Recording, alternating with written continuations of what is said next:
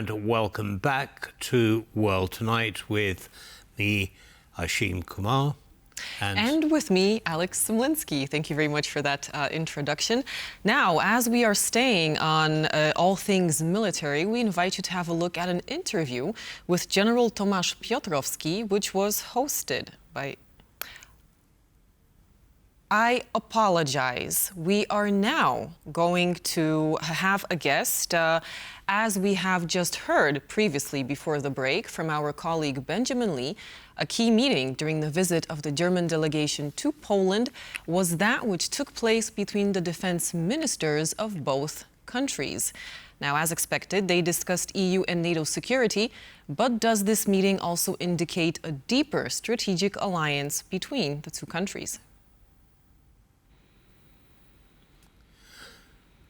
To explore that question, we're delighted to welcome Sascha Ostanina, EU Foreign and Security Policy Fellow at the Jacques Delors Centre at the Hertie School. Welcome to TVP World, and thank you for taking the time.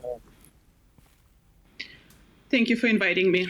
So, we've been listening to a number of commentators on this visit by the German group to Poland. And there's a very strong, of course, security and defence thread moving through it. But what specifically did the defence ministers speak about? Well, German and Polish defense ministers have a lot of issues to discuss at the moment, both on bilateral level, on trilateral level between France, Poland, and Germany, and on the European level as well, as the EU is now preparing to negotiate its upcoming multi-year financial budget that will start in 2028.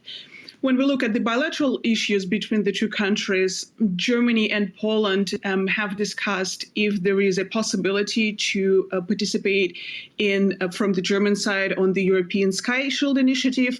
The idea behind it as Germany establishing a coalition of countries that would jointly invest into the air defense system on the eastern flank of the EU, seeing Russia as a potential enemy.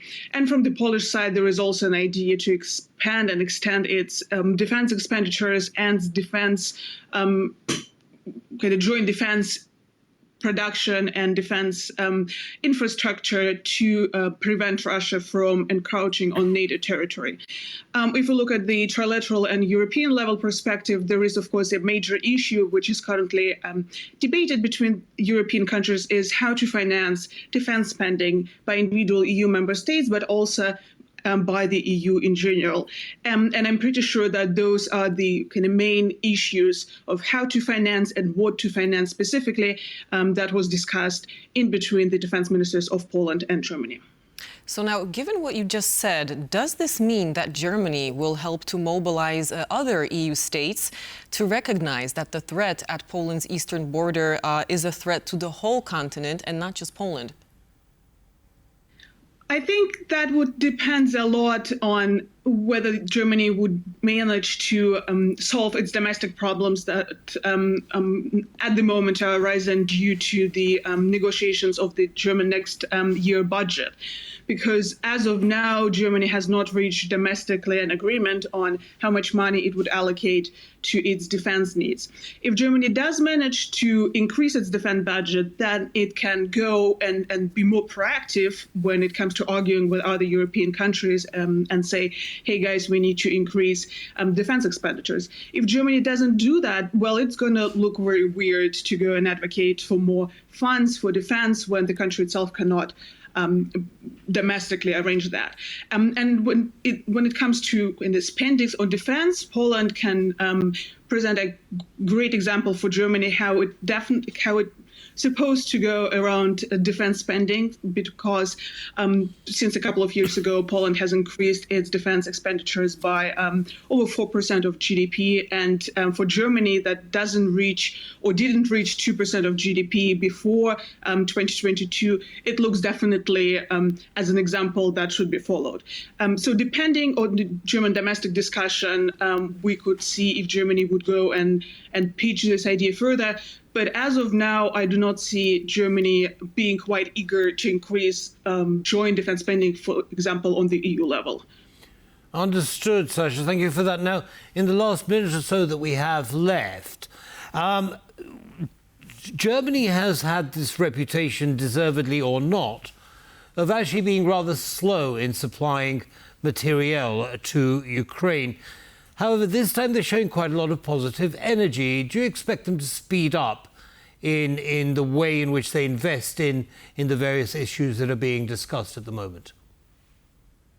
When it comes to domestic expenses, that again stops because of the upcoming negotiations with regards to the defense budget and general budget for 2025.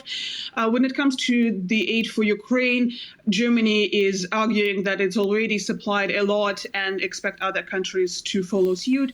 So I do not see Germany taking a more active approach when it comes to supporting other countries' defense needs, or when it comes to helping Ukraine with military aid in particular. All right. Well, thank you very much for laying all that out for us. Sascha E. Ostanina, Policy Fellow at the Jacques Delors Center. Thank you very much for speaking to us here on TVP World tonight.